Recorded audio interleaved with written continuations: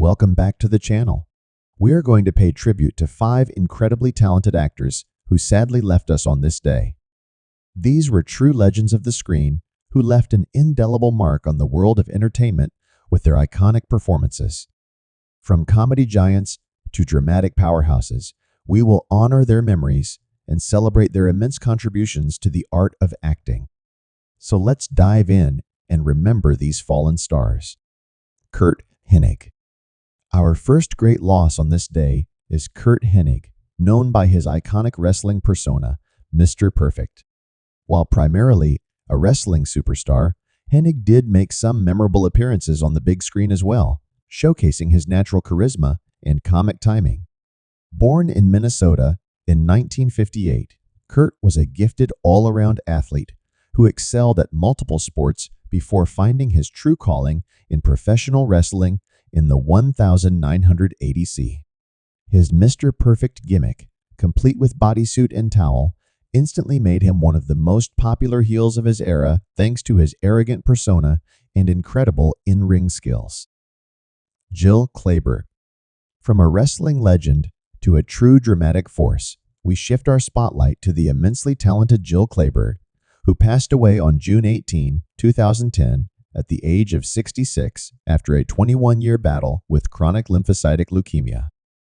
Clayburgh was a pioneer for actresses in the 1970s, playing nuanced, powerful women at a time when those roles were scarce.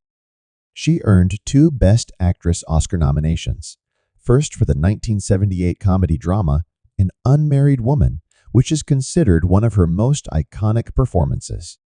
As Erica, a jaded New Yorker putting her life back together after being blindsided by her husband's infidelity, Clayburgh was raw, funny, and transcendent, a new kind of female character audiences hadn't seen before.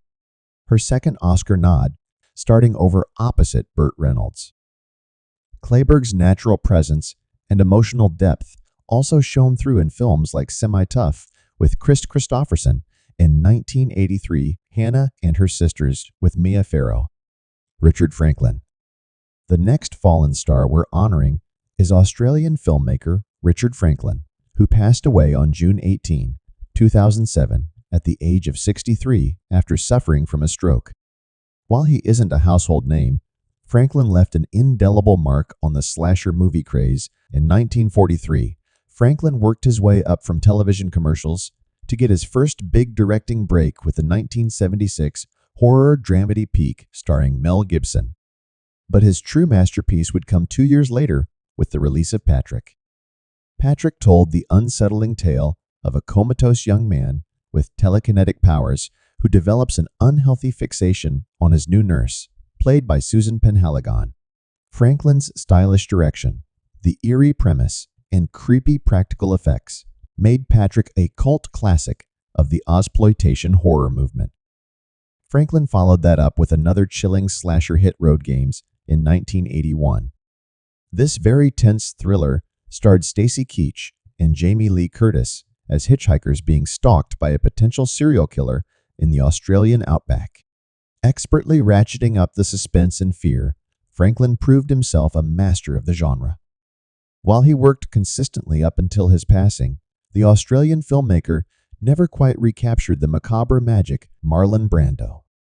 In stark contrast to those underrated cult figures, our fourth entry is an absolute titan of cinema, the legendary, the one and only Marlon Brando.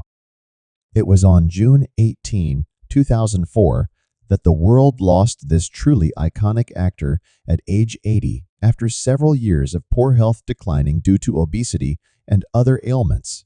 Brando's impact on the acting craft and masculine screen image is simply immeasurable.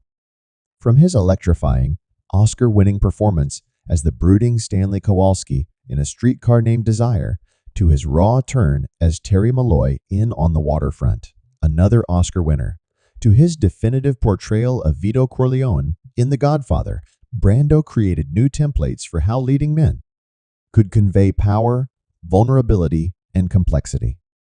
His natural method acting approach, mumbling line delivery, and chiseled features were enormously influential on generations of actors that followed.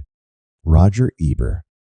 For our final tribute, we honor not an actor, but one of cinema's most essential voices and passionate ambassadors, the late, great film critic Roger Ebert, who sadly died on June 18, 2013, at age 70 after years of battling thyroid cancer.